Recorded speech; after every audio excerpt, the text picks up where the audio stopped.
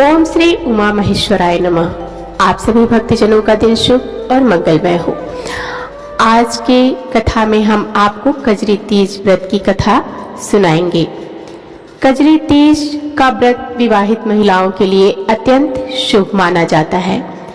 मान्यता है कि इस दिन भगवान शिव और मां पार्वती की पूजा और व्रत कथा सुनने से अखंड सौभाग्य, दाम्पत्य सुख और जीवन में स्थिरता प्राप्त होती है। आइए जाने कजरी तीज की लोकप्रिय व्रत कथा। आज 12 अगस्त 2025 को कजरी तीज का पावन पर्व मनाया जा रहा है। हरियाली तीज के बाद आने वाली यह तीज विवाहित महिलाओं के लिए अत्यंत महत्व रखती है। सुहागिन महिलाएं इस व्रत को अपने पति की लंबी उम्र, सुख समृद्धि और वैवाहिक जीवन की खुशहाली के लिए करती हैं। धार्मिक मान्यता है कि इस दिन भगवान शिव और माता पार्वती की श्रद्धा पूर्वक पूजा करने से दाम्पत्य जीवन में सौभाग्य, प्रेम और अटूट बंधन बना रहता है। यह त्योहार रक्षाबंधन के 3 दिन बाद और कृष्ण जन्माष्टमी के 5 दिन पहले आता है। उत्तर भारत के कई हिस्सों में कजरी तीज को कजली तीज, सातुड़ी तीज और बड़ी तीज के नाम से भी जाना जाता है। इस दिन रात में चंद्रमा की पूजा का विशेष महत्व होता है।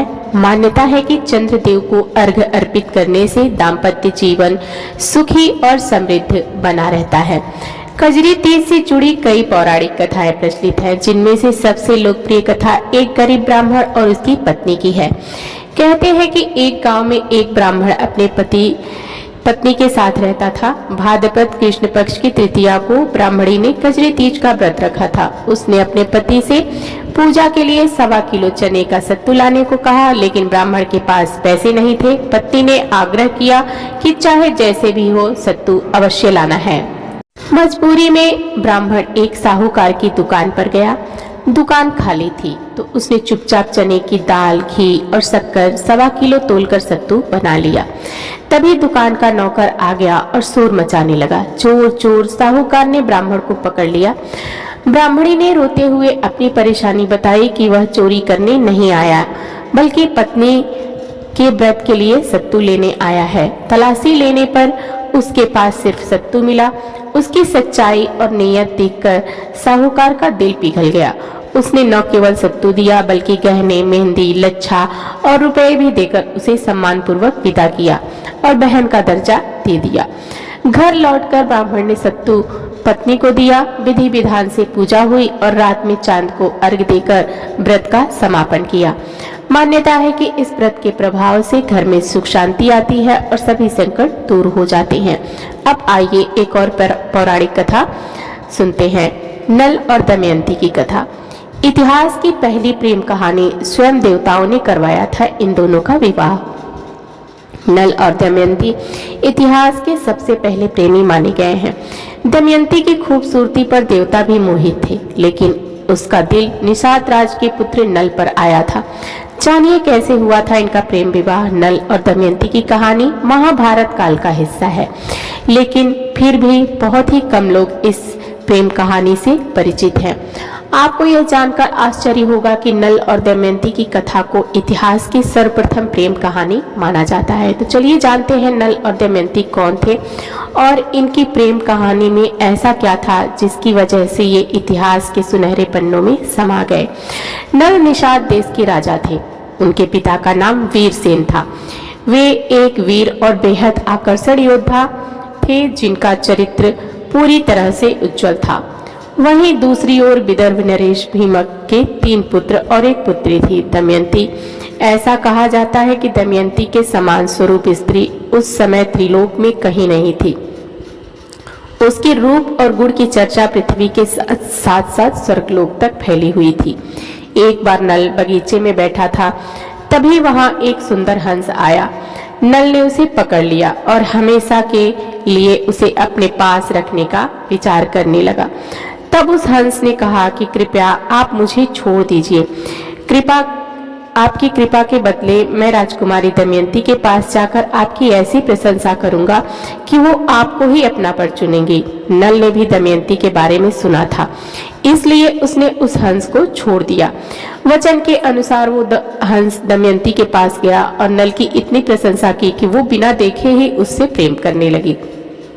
उसी समय उसके पिता भीमक ने उसके स्वयंवर का आयोजन किया और सभी राजाओं को निमंत्रण भेज दिया। नल भी उस स्वयंवर में भाग लेने के लिए विदर्भ की ओर निकला। दमयंती के रूप का प्रभाव ऐसा था कि स्वयं देवराज इंद्र भी अन्य देवताओं सहित स्वयंवर में भाग लेने को स्वर्ग से चले। मार्ग में देवताओं की नजर नल पर पड़ी, जो स्वयं कामदेव के अनुसार आकर्षित थे। उन्होंने चतुराई से स्वयंवर को हटाने की योजना बनाई। देवराज इंद्र को देखकर नल ने उन्हें प्रणाम किया। तब देवराज ने कहा कि मेरा एक कार्य है जिसके लिए मैं चाहता हूं कि आप मेरे दूत बने। ये सुनकर नल ने प्रसन्नता से कहा कि हे देवराज, आपका दूत बनकर मैं सम्मानित हो जाऊंगा। इस पर इंद्र ने कहा कि हे नल, आप हम देवताओं के दूत बनकर दमयंती के पास जाइए और उससे कहिए कि वो स्वयंवर में हम देवताओं में से किसी को चुन ले। ये सुनकर नल ने कहा कि वे स्वयं दमयंती से विवाह करने के उद्देश्य से स्वयंवर में भाग ले रहे हैं, तो ऐसे में वे उनका यह संदेश कैसे दे सकते हैं। ये सुनकर इंद्र ने कहा कि आपने हमें वचन दिया है, इसलिए आपको हमारा ये कार्य तो करना ही होगा। अपने वचन की रक्षा के लिए नल रात्रि में छिपकर दमयंती के महल पहुंचा। वहां पर जब दोनों की भेंट हुई तो दोनों एक दूसरे को देखते ही रह गए। जब दमयंती के पता चला कि ये वही नल हैं जिन्हें वो अपने पति के रूप में मान चुकी हैं, तो वे अत्यंत खुश हुई। तब नल ने उसे देवताओं का संदेश पहुंचाया। इस पर दमयंती ने रोते हुए नल से कहा कि अगर वह नल को पति के रूप में ना पा सकी तो आत्महत्या कर लेगी।